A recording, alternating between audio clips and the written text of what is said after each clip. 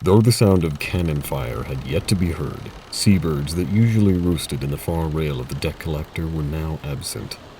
The sea whispered beneath the keel with a tone just shy of warning. On deck, the crew moved in choreographed haste. They passed crates of black powder, coiled lines, and double-checked blade edges. The men and women aboard had danced with death before, but something in the wind felt different this time. The silence between commands stretched too long, and no one had the stomach to fill it with idle talk. From the stairwell, Captain Alistair Morningstar emerged. His boots clicked softly against the wooden steps. Yet, to shake the memory of water against his skin, and the voice still lingering in his head, he had to force his thoughts back. There was no time. Eyes turned as he stepped into the upper decks. Conversations halted mid-sentence, and movements stuttered.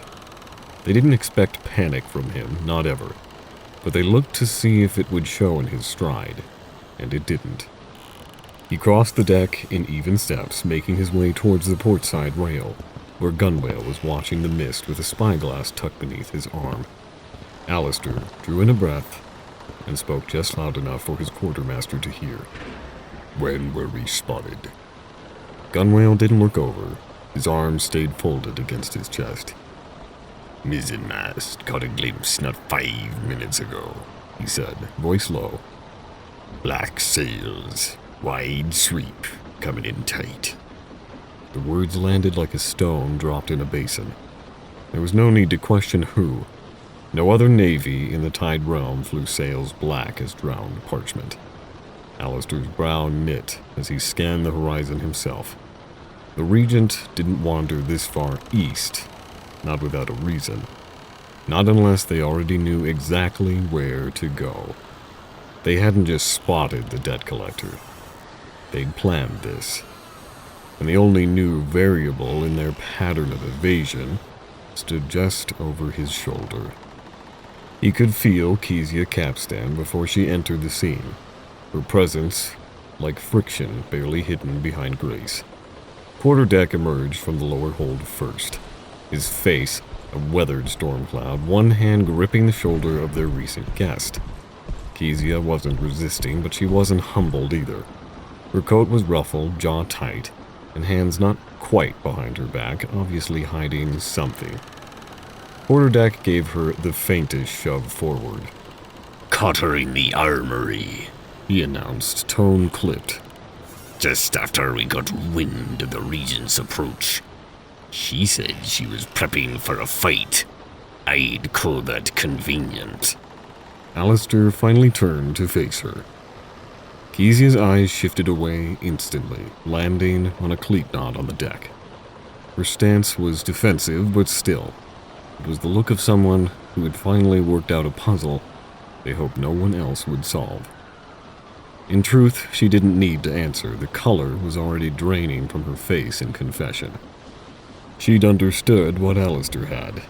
Her freedom hadn't been won, it had been permitted. She had been the knife passed from hand to hand without ever knowing who held the hilt.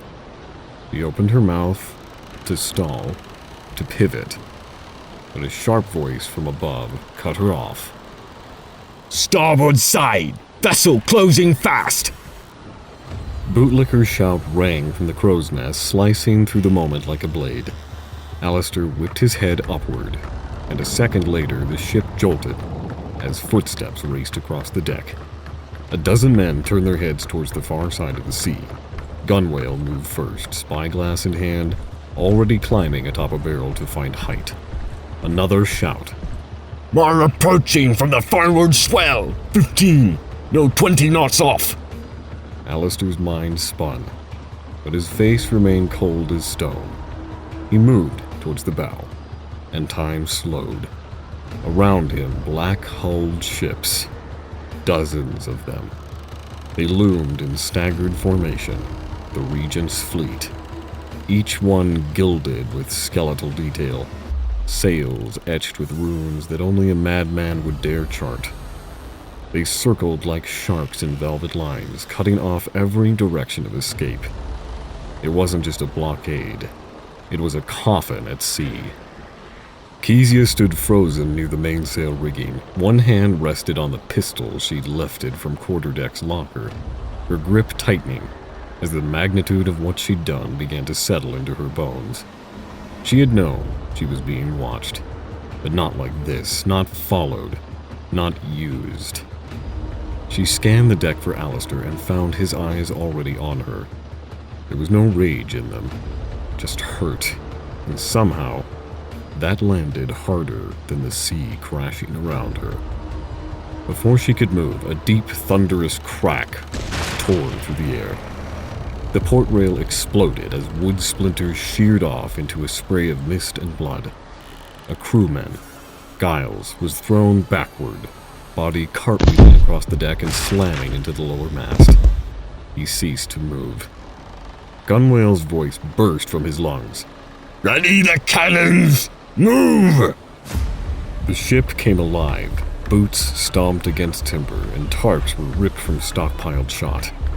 Breacher leapt to the aft ropes, bellowing orders to swing the mainsail hard starboard. Kezia grabbed a rope and swung down towards the mid-deck. She landed in a crouch, feet sliding on sea-wet wood, as she took stock of the chaos. She rushed towards mainsail, but quarterdeck intercepted her again, hands like iron on her coat sleeve. "Oh, no, you don't. You decided you had need of my weapons. Let's make use of them." He shoved her roughly towards the port side. She stumbled and stopped dead in her tracks. 5 more Regent ships surrounded them, and they were coming in fast. Above, bootlicker screamed from the masttop, voice raw with panic. "Boarding party!" Hooks clanged against the side of the ship, and chain lines unraveled. The scraping of boots against the hull was heard as the deck collectors shuddered under the weight of the intruders as they leapt aboard. Regent enforcers surged onto the deck, moving like limbs of a single will. They did not kill, not at first. They disarmed the gentlemen of fortune. Blades were knocked from hands and pistols kicked across the deck. Their actions were swift and methodical. The crew met them with teeth and vengeance. Once met with resistance, the Regent did not hold back. Blood spilled across the planks. Screams mingled with clash and commands. In the middle of all of it was Alistair with his blade drawn. His eyes then locked on a single figure, Captain Ravenswood. He stepped aboard with a stillness that cut through the din, his eyes dark as obsidian glass. He found Alistair across the ship as if they'd always known where to look. There were no words, just the steel of inevitability between them. Their swords clashed in arcs of silver flame. Alistair was fast, much faster than Ravenswood had expected. He stepped back, guarded, and then forward, striking with military precision. They moved across the deck like dueling truths, colliding over and over. Kezia ducked through shadows, helping where she could, firing when she had a shot. But no blade seemed to swing towards her, and no bullet was aimed her way. She was unseen, and that terrified her more than being targeted. She turned just in time to see Alistair on the ground with Horace above him, sword pressed to his throat. She screamed his name. The battle faded in her ears. Then Ravenswood's eyes shifted downward to the golden pendant around Alistair's neck, and everything stopped. Ravenswood's blade hovered at his throat, the point resting just against the hollow of Alistair's collar, as Ravenswood looked at the engraved symbol. A scale balanced atop the curling sea of Corsair. The Regent's captain's expression did not change, but the pressure in the air shifted. "Curious," he said, his voice like velvet pulled over glass. "A man who fights the Regent, yet carries its emblem. Tell me, Morning Star, where did you come across such a trinket?" The words slowed, and Alistair's gaze dropped. He saw it clearly now for the first time. The pendant he'd worn since boyhood. He could hardly recognize it anymore. his lungs stilled.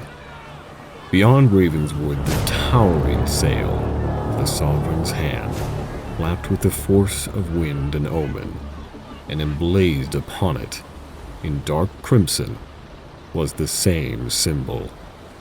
Alistair's chest filled with cold horror. What am I?